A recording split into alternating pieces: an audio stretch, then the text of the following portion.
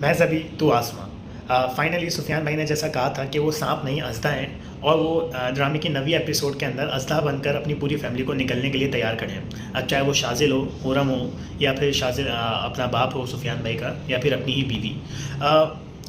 ड्रामे की 9 episode I हैं और 10वीं एपिसोड आज आ जाएगी। उसको देखकर क्लियरली ऐसा लगता है बॉस कि इस ड्रामे की स्टोरी को काफ़ी तेज़ी से बिल्डअप किया गया है और अब शाज़िल के सामने वो मुश्किलात आने वाली हैं जो शायद उसने कभी सपने भी नहीं सोची होंगी।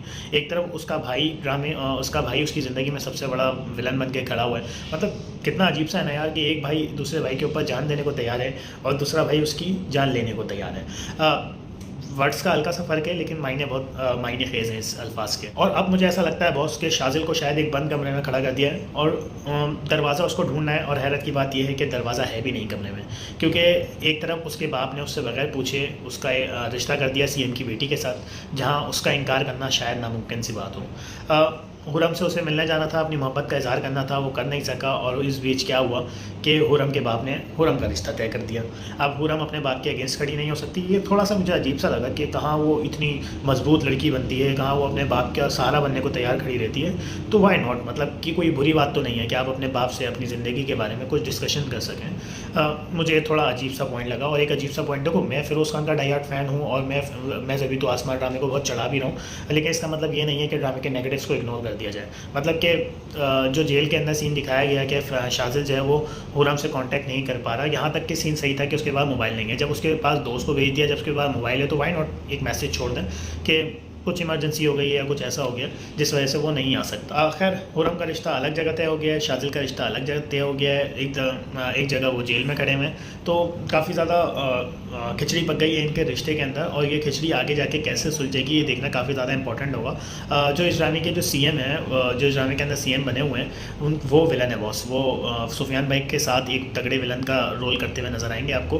और उनकी बेटी जो कि शाज़िल से बहुत ज़्यादा प्यार करती है, उसने अपनी मोहब्बत को पाने के लिए मतलब पैसा फेंक तमाशा दे, कुछ इस तरीके का मामला होने वाला है, लेकिन शायद वो फिर भी उसकी मोहब्बत को जीत नहीं पाएगी।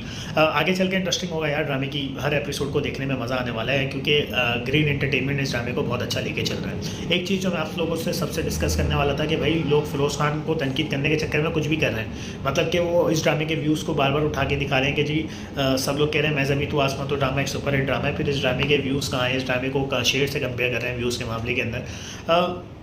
अजीब है यार, मेरे पाकिस्तानी ऑडियंस की कुछ समझ नहीं आता कि यार प्लेटफॉर्म का बहुत बड़ा फ़र्क होता है।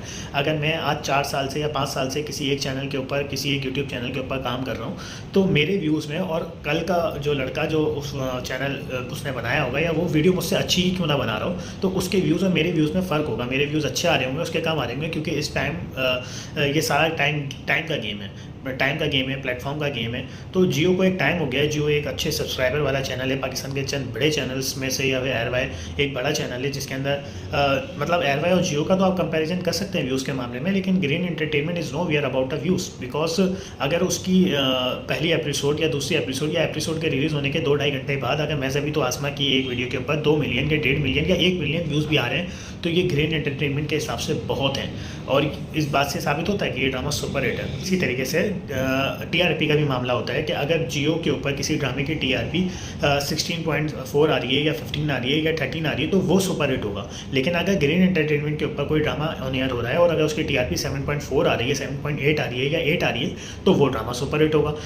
क्योंकि ग्रीन एंटरटेनमेंट के अगर हम नॉर्मल ड्रामे देखें और रूटीन वाले ड्रामे देखें तो उनकी टीआरपी मैक्सिमम 4-3 होती है, और अगर जियो के रूटीन वाले ड्रामे देखें तो उनकी नॉर्मल टीआरपी 8-7 होती है, जो कि ग्रीन एंटरटेनमेंट के हिसाब से सुपर हिट है। It's all about time difference, it's all about platform game.